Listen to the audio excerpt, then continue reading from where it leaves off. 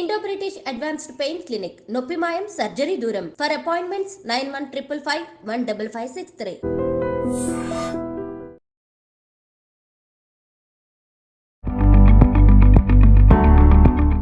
ఇప్పుడు మనకు ఎప్పుడైతే స్పెర్మ్ తొందరగా రిలీజ్ అవుతుందో అంటే వీర్యం తొందరగా రిలీజ్ అవుతుందో ఆ ప్రాబ్లంను మనము శీఘ్రస్ఖలనం ప్రాబ్లం అంటారు. ఇంగ్లీష్లో దీన్ని ప్రీమెచ్యూర్ ఎజాక్యులేషన్ అంటారు, కొంతమంది పిఎంఈ అంటారు, కొంతమంది పిఈ అంటారు షార్ట్ ఫామ్లో. సో ఈ సమస్యకి కారణాలు ఏంటి?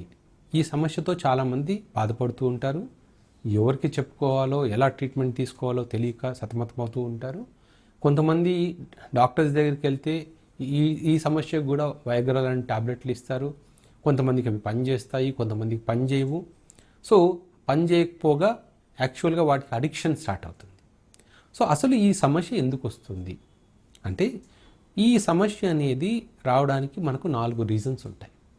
ఒకటి ఫియర్, అంటే సైకలాజికల్ రీజన్ అంట. ఫస్ట్ది పొరపాటున ఎప్పుడో ఒక రోజు తొందరగా అయిపోయింది అనుకుందాం, లేదా ఎప్పుడైనా ఫస్ట్ టైం సెక్స్ చేయడానికి ట్రై చేసినప్పుడు ఎవరైనా చూస్తారనే భయము, లేకపోతే ప్రెగ్నెన్సీ వస్తుందనే భయము, లేకపోతే ఆ అమ్మాయి ఏమనుకుంటుందో పర్ఫార్మెన్స్ గురించి, అంటే ఇంతకుముందు ఏదో సెక్స్ గురించి, అంటే ఫ్రెండ్స్ సెక్స్ గురించి మాట్లాడి ఉంటారు కదా, నేను ఇంతసేపు చేయగలుగుతాను, ఆ అమ్మాయి అలా చేయింది, ఒక రోజులో 10 సార్లు కలిసాము, అలాంటి మాటలు విని, ఫ్రెండ్స్ మాటలు విని తను తక్కువగా అంచనా వేసుకోవడంలో కొన్నిసార్లు ఆ ఫియర్ వస్తుంది.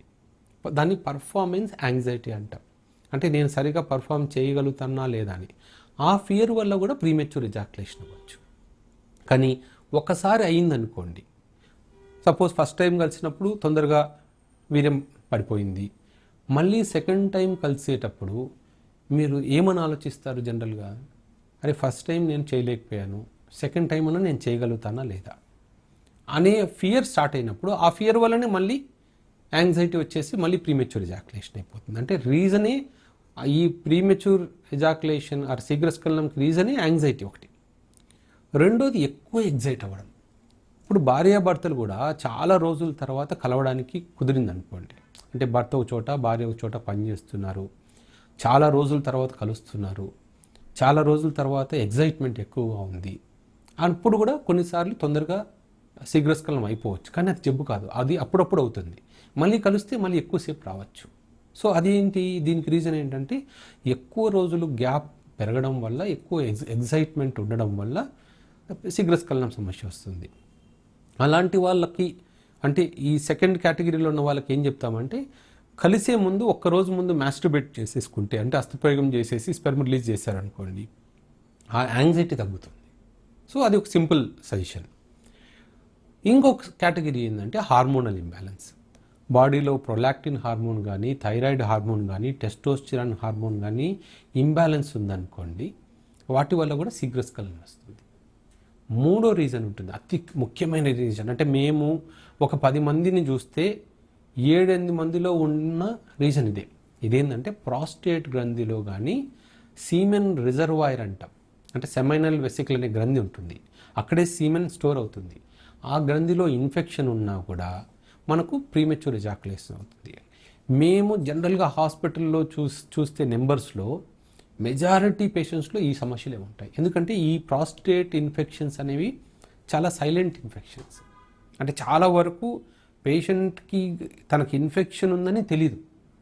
కేవలం మనము ప్రీమెచ్యూర్ ఎజాక్యులేషన్ కోసం ఎవాల్యుయేట్ చేసినప్పుడు మాత్రమే ఐడెంటిఫై అవుతుంది. ఇప్పుడు సింపుల్ ఎగ్జాంపుల్ ఏంటంటే, కొంతమంది పెద్దలు, ఓల్డ్ ఏజ్ పీపుల్ కానీ చిన్నపిల్లలు కానీ యూరిన్ని కంట్రోల్ చేసుకోలేరు. అంటే యూరిన్కి వెళ్ళాలి అనుకోగానే 1-2 డ్రాప్స్ పడిపోతుంది. కొంతమంది బాత్రూమ్కి వెళ్ళే లోపల కూడా కొంచెం లీక్ అయిపోతూ ఉంటుంది. అలాంటి సమస్యని ఇక్కడ ఏమవుతుంది, ఇన్ఫెక్షన్ ఉన్నప్పుడు సీమెన్ ఎక్కడైతే స్టోర్ అవుతుందో ఆ గ్రంథి యొక్క నర్వ్స్ వీక్ అవడం వల్ల స్పెర్మ్ హోల్డింగ్ కెపాసిటీ తగ్గిపోతుంది. అంటే చెయ్యాలి, నేను సెక్స్లో కలవాలి అనే థాట్ రాగానే స్పెర్మ్ రిలీజ్ అయిపోతుందేమో అని అనిపిస్తుంది. ఇది చాలామంది కామన్ ప్రాబ్లం. నేను చెప్పగానే మేము ఇలా ఉందా అని అడగగానే చాలామంది పేషెంట్స్ అవును సార్ ఇలాగే ఉంది, అసలు నేను సెక్స్ గురించి ఆలోచించగానే అయిపోతుందేమో అన్న థాట్ వస్తుంది సార్ అని అంటారు. ఇది ప్రాస్టేట్ ఇన్ఫెక్షన్ కానీ సీమెన్ రిజర్వాయర్ ఇన్ఫెక్షన్ కానీ ఉంటుంది. నాలుగో రీజన్ ఏంటంటే పెనిస్కి టిప్లో అంటే అంగం చివర స్కిన్ సెన్సిటివ్గా ఉన్నా, ఏదైనా ఫంగల్ ఇన్ఫెక్షన్స్ వల్ల ఆ చర్మం అంతా పైన రాసుకుపోయినట్టు అనిపించడం కానీ, లేదా చాలా సున్నితంగా ఉన్నా, లేదా స్కిన్ టైట్గా ఉన్నా, లేకపోతే పెనిస్కి కింద ఒక చిన్న పొరలాగా ఉంటుంది, ఫ్రెనులం అంటాం. ఈ ఫ్రెనులం టైట్గా ఉన్నా జనరల్గా వాళ్ళకు ప్రీమెచ్యూర్ ఎజాక్యులేషన్ అవుతుంది. కానీ ఈ లాస్ట్ కేటగిరీలో ఉన్న వాళ్ళు మళ్ళీ కాండోమ్ వేసుకున్నారనుకోండి, వాళ్ళకి ఎక్కువ టైం వస్తుంది. సో ఎట్లా డిఫరెన్షియేట్ చేస్తామంటే, కాండోమ్తో చేస్తే బాగుంది డాక్టర్, ఓన్లీ నాకు కాండోమ్ లేకుండా కలిసినప్పుడు మాత్రమే శీఘ్రస్ఖలనం అవుతుంది అన్నారు అనుకోండి, దెన్ దానికి రీజన్ ఏంటి? Only sensitivity, glance sensitivity. అప్పుడు మనము ఆ స్కిన్ని లూజ్ చేయడం కానీ, ఆ సెన్సిటివిటీని తగ్గించడం కానీ చేయగలిగితే రిలీఫ్ వస్తుంది. సో మనము ఈ 4 రీజన్స్ అనుకున్నాం కదా. ఈ ఫస్ట్ సైకలాజికల్ రీజన్ని ట్రీట్ చేయడం చాలా ఈజీ. తర్వాత లాస్ట్ రీజన్ని ట్రీట్ చేయడం ఈజీ, ఎందుకంటే పెనిస్ స్కిన్ సెన్సిటివ్గా ఉందంటే దాన్ని మనం ట్రీట్ చేసుకోవచ్చు. తర్వాత హార్మోనల్ ఇంబ్యాలెన్స్ ఉన్నా కూడా ట్రీట్మెంట్ అనేది ఈజీ.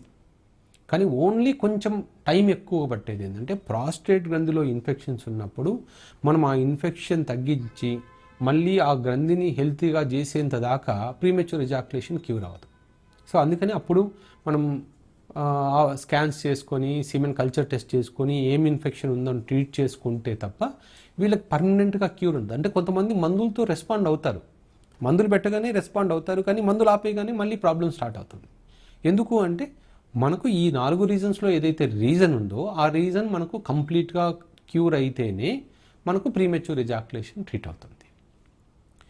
ఇంకా వ్యూవర్స్, దీని గురించి ఏదైనా డౌట్స్ ఉంటే కామెంట్ సెక్షన్లో పోస్ట్ చేయండి, వాటి గురించి కూడా వీడియోస్ చేయడానికి ట్రై చేస్తాం.